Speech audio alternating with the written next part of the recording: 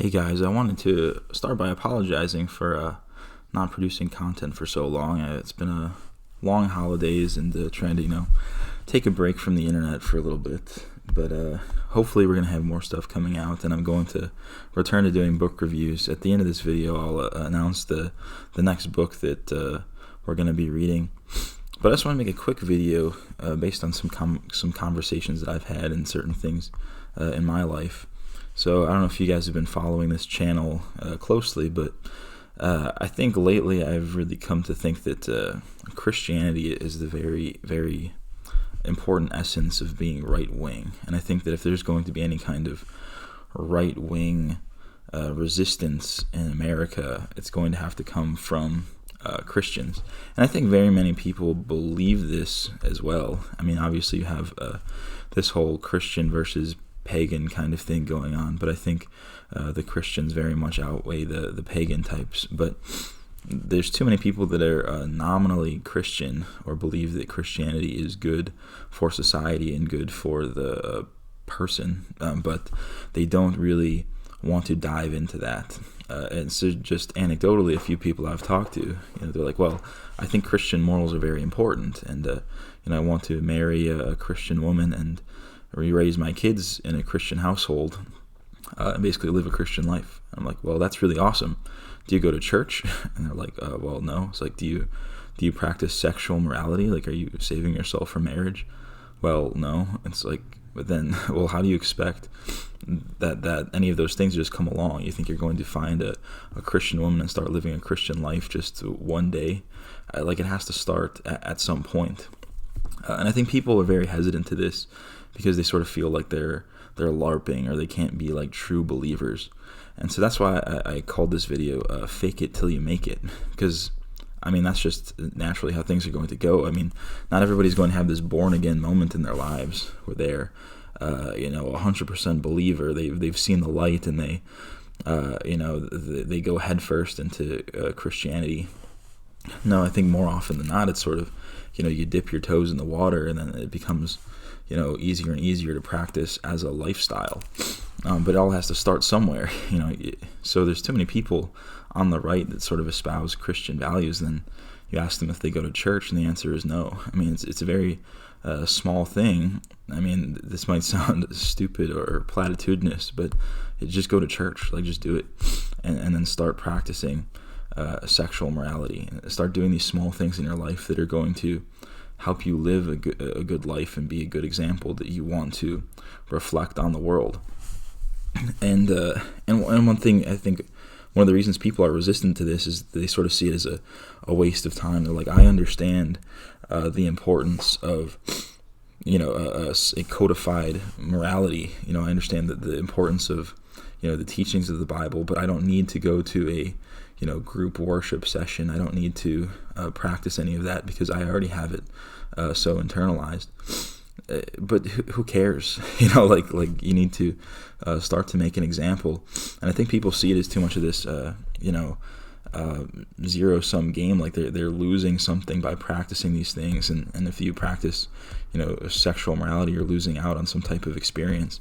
No, these things are good, and they're objectively good by virtue of not just themselves, but their outcomes. I mean, tell me what is bad about taking just an hour out of your week to reflect and meditate and, in a group setting with other people who are at least somewhat like-minded. Even if you don't believe a word of the Bible, even if you don't believe in God, even if you're an atheist, I think there is a directly tangible benefit to going to church, to taking that time and thinking and meditating and trying to find something of substance there, right? And I think that can be helpful to anybody.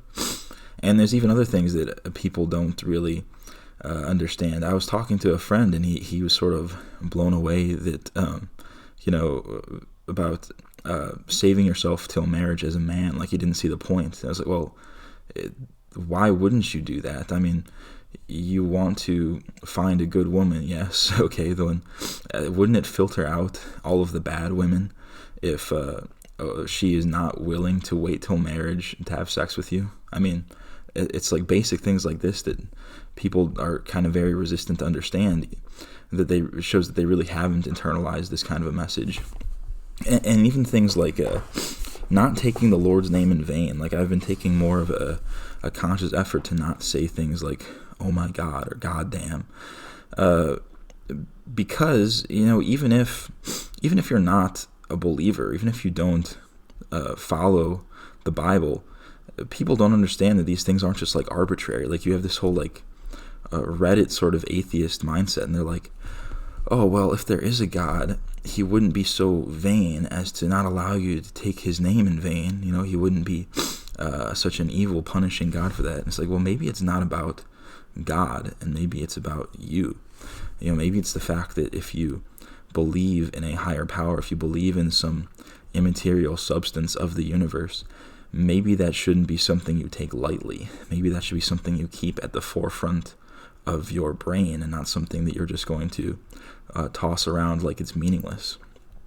And just having a small change like that, I think, has made me just think about things in a more spiritual light. It's been beneficial to me just to not say, oh my God, right? Because that's a conscious thing. This is almost a revolutionary act. There's very few people besides, your old pearl clutching grandmothers that still say, oh my gosh, right? Or try to watch using the Lord's name in vain. And it's a revolutionary act. It's a statement, and that's really all it takes these days. To be a radical person is to just not want to, use the Lord's name in vain. Going to church is a radical act. It's the anti-bug man activity. Like, do you think a bug man who needs constant stimulus, who needs to have his porn and his video games and all of that 24/7, does he have the patience to sit there and just, quietly reflect for an hour? And, they don't have the capability of it. Just to be an anti-bug man, it doesn't take all that much, And so I wanted to make this video just to say, if you're kind of on the fence about, becoming a Christian or practicing Christianity, and you have this sort of imposter syndrome, like you don't feel like you belong, that's okay. Like that's just how life works. You don't go into something new and immediately feel a sense of belonging. And I mean, some people will make it act like it's like that. They'll say, the church is so welcoming, you immediately feel belonging. It's not always like that. In fact, some churches can be outwardly hostile. If they actually are a sort of a traditional church and they see you as a kind of outsider, they might take them a while to warm up to you. But that's okay. That's why you got to fake it till you make it, the way you do anything in life. You got to just go out there and do. You need to start making these active changes in your life that are going to create, a small positive in the world. And so I think if every person who is on, in right-wing circles and right-wing forums and these perpetually online types, if you just took an hour out of your day and went to church, I mean, do you realize what kind of a revolution that would cause? I mean, the amount of people that are taking this stance against materialism, taking this stance against, modern degeneracy, it would be a huge statement. And the fact that people can't even commit to something like that is, I don't know, it's very alarming. And I guess this is sort of a PSA to, do what you can. And if that's all that you can do to try and, shape the world in the image that you so choose, I think that could be, just as important as any kind of political rallying or march or anything like that. So, yeah, you got to fake it till you make it, guys. And so I just want to sign off with our next book we're going to read is by this author, Klages, Klages. It's called The Biocentric Worldview, and I found this in a reactionary reading list. And so far it's very interesting. I think it, follows a lot of the themes of the other writers I usually analyze on this channel, like Ganon and de Maistre. I think there's a lot of parallels there and a few differences. I mean, he's sort of a proto-Spengler. I think Spengler actually said that he used a lot of clages for influence. So should be an interesting read, and hopefully I'll have a video discussion on that next week. So yeah, happy to start creating more content again. I will see you guys later.